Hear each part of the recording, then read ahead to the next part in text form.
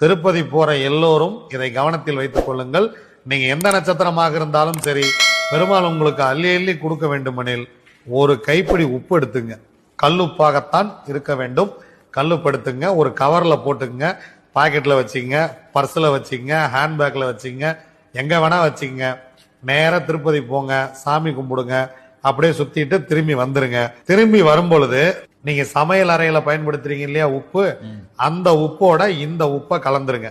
ஏன்னா உப்பு சந்திரன். இந்த உப்பை எடுத்து கொண்டு போய் நீங்க சந்திரன் ஆற்றோட அந்த உப்பை திரும்ப கொண்டு வந்து நீங்க சமைக்கிற உப்புல அதை கலந்துட்டீங்க அப்படின்னா திரும்ப திரும்ப உப்பு கொஞ்சம் கம்மியா இருந்தா நம்ம உப்புல கலந்துகிட்டே இருப்போம். இந்த உப்பு அதுல கலந்து கொண்டே இருக்கும்.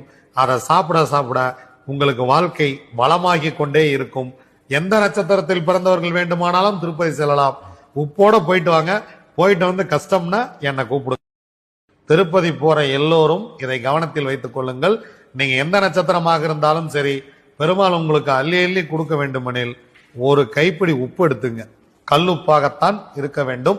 கல்லுப்படுத்துங்க, ஒரு கவர்ல போட்டுங்க, பாக்கெட்ல வச்சுங்க, பர்ஸ்ல வச்சுங்க, ஹேண்ட்பேக்ல வச்சுங்க, எங்க வேணா வச்சுங்க. நேரா திருப்பதி போங்க, சாமி கும்பிடுங்க, அப்படியே சுத்திட்டு திரும்பி வந்துருங்க. திரும்பி வரும்பொழுது நீங்க சமையல் அறையில பயன்படுத்துறீங்க